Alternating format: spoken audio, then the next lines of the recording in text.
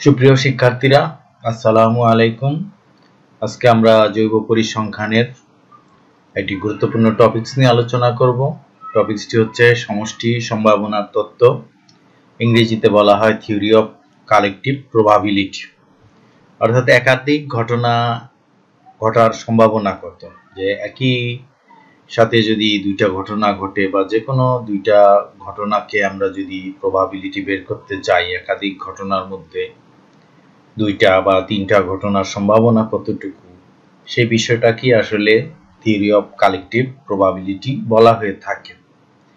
আমরা এই সংক্রান্ত কয়েকটি সমস্যা আমরা আজকে সমাধান করব। প্রথম যে উদাহরণটি আমরা দেখতে পাচ্ছি যে একটি পাশার ছক্কা হতে 2 বা 3 পাওয়ার সম্ভাবনা বা হওয়ার সম্ভাবনা কত। এই বিষয়টা যে আমরা জানি যে একটা পাশার মধ্যে 6টা দিক রয়েছে, এগুলোকে পাশা বা ছক্কা বলা হয়ে থাকে। এই 6টি দিকের মধ্যে 2 থাকে একটা দিকে এবং 2 রয়েছে একটি মাত্র, তাহলে 2 উঠার সম্ভাবনা কত, সেটা হবে 6/1 অর্থাৎ 6টা দিকের মধ্যে একটা দিক হচ্ছে 2 এবং সেটা পড়ার সম্ভাবনা হচ্ছে 6/1 আবার আমরা যদি 3-এর কথাও যেহেতু বলি এখানে যে 2 বা 3 কোনটা দুইটার পড়ার সম্ভাবনা কত, তো 3ও রয়েছে কয়টা, একটা, যে 6টার মধ্যে একটা হয়েছে 3, তাহলে 3 উঠার সম্ভাবনা কত, সেটা হচ্ছে একইভাবে 6/1 1/6। তাহলে আমরা এই অঙ্কের মধ্যে যে বিষয়টা যে আমরা যদি 2 বা 3 এই দুইটা উঠার সম্ভাবনা কত এটা বের করতে চাই, যে 2 পড়তে পারে অথবা 3 পড়তে পারে, এই দুইটাই যদি আমরা সম্ভাবনা বা প্রবাবিলিটি বের করতে চাই, তাহলে এই দুইটা সম্ভাবনাকে যোগ করতে হবে। যে 2 উঠার সম্ভাবনা হচ্ছে 1/6 এবং 3 উঠার সম্ভাবনা 1/6। তাহলে এই দুইটা বিষয়কে, এই দুইটা সম্ভাবনাকে যোগ করাটা সমষ্টিটাই হচ্ছে 2 অথবা 3 উঠার সম্ভাবনা। যে 1/6 প্লাস 1/6 ইকুয়াল টু হচ্ছে 2/6। এটাকে আমরা আরেকটু ছোট ভগ্নাংশ করতে পারি, সেটা হচ্ছে 1/3, অর্থাৎ 2 দিয়ে যদি 6কে ভাগ করি তাহলে এখানে 3 হবে। তো এইটা হচ্ছে 1/3, অর্থাৎ এই ছক্কা বা পাশা হতে 2 বা 3 পাওয়ার সম্ভাবনা হচ্ছে 1/3। তো এটাই হচ্ছে কালেকটিভ একটা প্রবাবিলিটি।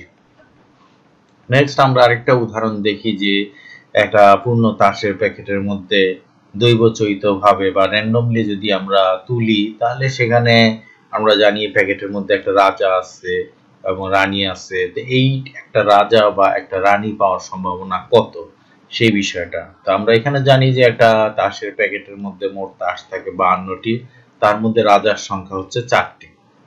তাহলে এই যে 4টা রাজার মধ্যে একটা রাজা উঠা, 52টা তাসের মধ্যে একটা রাজা উঠার সম্ভাবনা কত, সেটা হচ্ছে 4/52।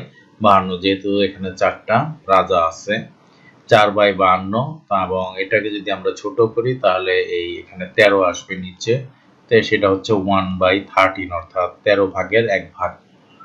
আবার রানীর সংখ্যাও একইভাবে 4টা আছে এখানে, তাহলে এই 52টা তাসের মধ্যে একটা রানী উঠার সম্ভাবনা কত, সেটাও 52/4 বা এটা ছোট করলে হবে 1/13। এখন আমরা এই 52টা তাসের মধ্যে একটা রাজা অথবা একটা রানী উঠার সম্ভাবনা বা কালেকটিভ প্রবাবিলিটি কত, সেটা যদি বের করতে চাই, তাহলে এই দুইটা সম্ভাবনাকে যোগ করতে হবে।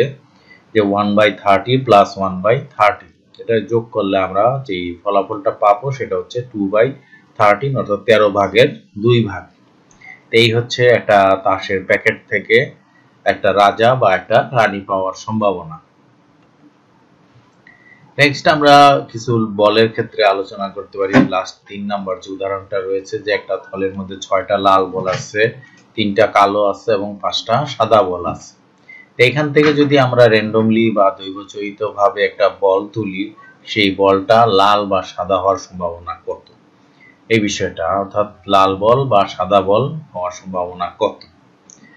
তো এইখানে মোট বলের সংখ্যা আছে, যে আমরা লাল আছে 6টা, কালো আছে 3টা এবং সাদা আছে 5টা, 6 3 9 এবং 5 হচ্ছে 14টা। এখানে 14টা টোটাল বল আছে এই থলির মধ্যে, তার মধ্যে লাল বল আছে 6টা, তাহলে একটা লাল বল ওঠার সম্ভাবনা কত, সেটা হচ্ছে 6/14 বা 14/6।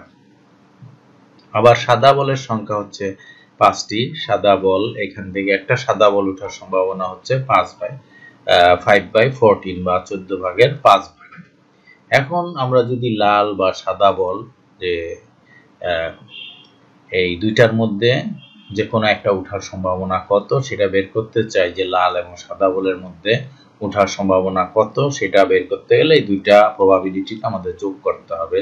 6/14 প্লাস 5/14, এটাকে যোগ করলে আমরা দেখি যে রেজাল্ট আসছে 11/14 অর্থাৎ 14 ভাগের 11 ভাগ। এইখান থেকে লাল অথবা সাদা বল পাওয়ার সম্ভাবনা। আমরা লাস্টের অঙ্কটা যেটা আছে বা উদাহরণটা, এখানে আমরা যদি দেখি যে একটা পাশার ছক্কা, সেখান থেকে 4-এর কম ফোঁটা বিশিষ্ট পাওয়ার সম্ভাবনা, 4-এর কম যে ডটগুলো আছে বা ফোঁটাগুলো আছে সেগুলো পাওয়ার সংখ্যা কত।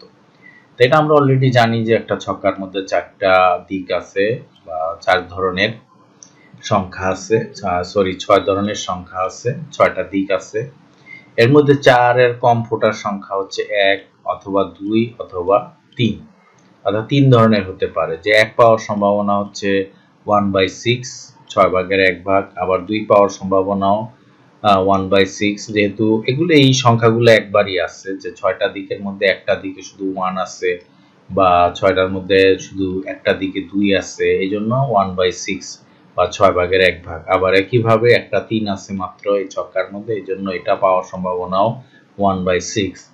তাহলে আমরা যদি এই 3টার পাওয়ার সম্ভাবনা দেখি যে 1 অথবা 2 অথবা 3, এই 3টা পাওয়ার সম্ভাবনা পেতে চাইলে আমাদেরকে 3টা প্রবাবিলিটিকে যোগ করতে হবে, যে প্রত্যেকটা আলাদা আলাদা ভাবে যোগ করে 1/6 প্লাস 1/6 প্লাস 1/6 সমান সমান হচ্ছে 3/6, এবং 3/6 কে আমরা একটু ছোট করতে পারি, এটা ভাঙলে 2 হবে, তাহলে এটা হচ্ছে হাফ।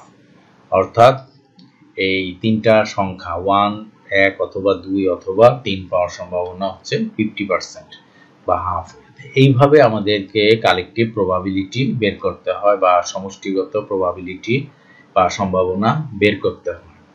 তো এটাই ছিল মূলত আমাদের আজকের কালেকটিভ প্রবাবিলিটির আলোচনা। Thanks for watching my video. Please like, comment and share. আর আমার চ্যানেলটি যদি সাবস্ক্রাইব না করা হয়ে থাকে অবশ্যই সাবস্ক্রাইব করে নেবেন। আজকের মতো এখানেই শেষ করছি। আল্লাহ হাফেজ।